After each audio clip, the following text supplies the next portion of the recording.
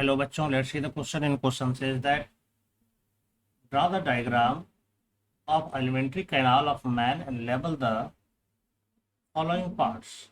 The parts are mouth, esophagus, stomach and intestine. तो यहाँ पर एलिमेंट्री कैनाल का डायग्राम बनाने के लिए कहा जा रहा है और उसके कुछ पार्ट्स को लेबल करने के लिए कहा जा रहा है। तो चलिए देखते हैं। सबसे पहले हम लोग देखते हैं इसका की कॉन्सेप्ट में। अगर हम इसका की कॉन्सेप्ट देखते हैं तो यहाँ पर जो दिया गया है वो एलिमेंट्री कैनाल का डायग्राम बनाने के लिए एलिमेंट्री कैनाल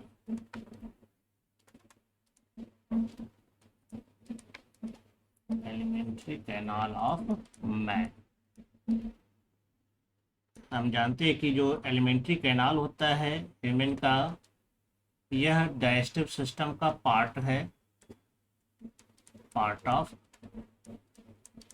डाइजेस्टिव सिस्टम। और यह भाग जो है एलिमेंट्री कैनाल जो है यह माउथ से स्टार्ट होता है, starts from mouth and ends to anus, और यह एनस पर जाकर के यह समाप्त होता है ना। यह डाइजेस्टिव सिस्टम का पार्ट है और यह माउथ से शुरू होता है, एनस पर समाप्त होता है। यह एक ट्यूबुलर और मस्कुलर स्ट्रक्चर है जिसके द्वारा फूड का मूवमेंट होता है और अलग अलग डाइजेस्टिव ग्लैंड्स के द्वारा इसका डाइजेशन होता है। हम देखते हैं इसका कौन कौन सा पार्ट है। इसकी शुरुआत चूँकि माउथ से हो जाती है, ये इसका माउथ वाला पार्ट्स है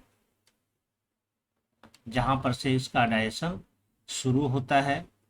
ये इसका माउथ पार्ट्स जो कि आगे जाकर के खुलता है यह एक ट्यूबुलर स्ट्रक्चर में, जहाँ पर किसी प्रकार कोई डाइजेशन नहीं होता। इसको हम लोग कहते हैं ऑइसोफेगस कहते हैं। यह ऑइसोफेगस आगे चल करके स्टमक में खुलता है जहाँ पर फूड कुछ समय के लिए स्टोर्ड रहता है, और यह स्टमक स्मॉल इंटेस्टाइन में खुलता है जिसके 3 पार्ट्स होते हैं। यह काफ़ी ज़्यादा कॉइल्ड पार्ट्स होता है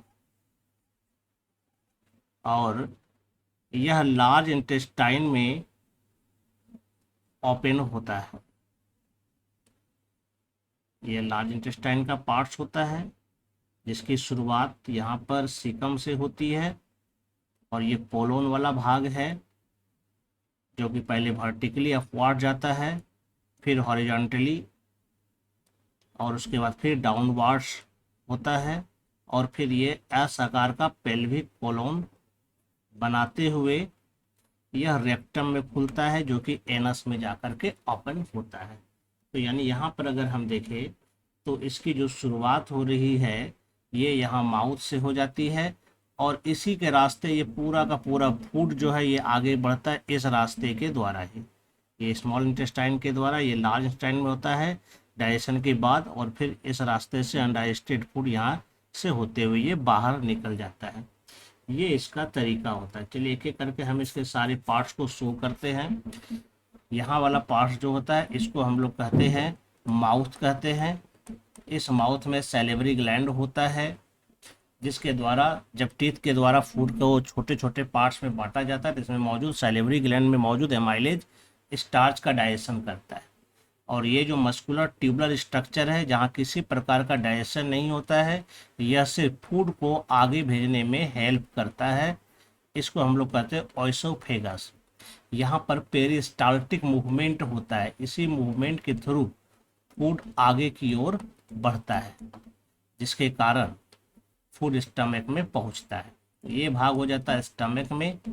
यहाँ पर फूड कुछ घंटों के लिए जमा रहता है, और यहाँ पर जो गैस्ट्रिक जूस होता है जिसमें HCl और पेप्सिन पाया जाता है यह प्रोटीन वाले पार्ट्स का डाइजेशन करता है।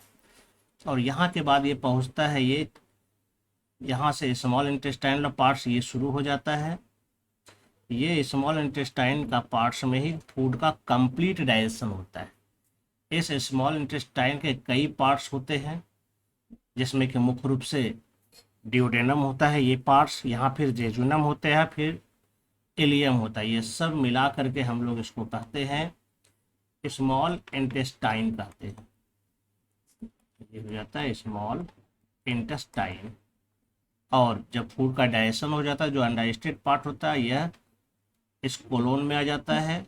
तो इस कोलोन वाले सभी पार्ट्स और रेक्टम, यह सब को मिला के हम इसको कहते हैं लार्ज इंटेस्टाइन। जहाँ पर अगर अनडाइजेस्टेड फूड में कुछ वाटर रहेगा तो उसका अब्जॉर्प्शन हो जाता है। तो ये मेनली एलिमेंट्री कैनाल होता है, जो कि हमें यहाँ पर शो करना था। इसके अलावा इसमें डाइजेस्टिव ग्लैंड्स भी होता है, जैसे माउथ में सैलिवरी ग्लैंड्स होता है, यहाँ पर फिर लीवर होता है, जहाँ जो अपने बाइल जूस को इस गॉल ब्लैडर में जमा करता है। और ये फिर यहाँ पर पैनक्रियाज होता है, जो अपने पैनकैटिक जूस को इस डिओडेनम में भेज करके फूड का डाइजेशन कराता है। तो यहाँ पर जो जो पूछा गया था, ये फर्स्ट पार्ट है हमारा माउथ, दूसरा पार्ट है ओइसोफेगस, तो ये भी हमारा यहाँ पर शो हो गया है। थर्ड पार्ट है स्टमक, ये भी शो हो गया है। और फोर्थ पार्ट है इंटेस्टाइन, तो दो इंटेस्टाइन होता है, एक स्मॉल इंटेस्टाइन होता है और एक लार्ज इंटेस्टाइन होता है। ये दो प्रकार का इंटेस्टाइन है जो कि शो हो चुका है। तो यहाँ पर अगर हम देखेंगे तो जो क्वेश्चन में पूछा गया था वो बिल्कुल हमारा क्लियर है। ये माउथ वाला पार्ट्स हो गया है, ये ओइसोफेगस वाला पार्ट्स है, और ये स्टमक का पार्ट है, और ये यहाँ पर इंटेस्टाइन का पार्ट है जो दो प्रकार का होता है। I hope you understand it well and best of luck. Thank you.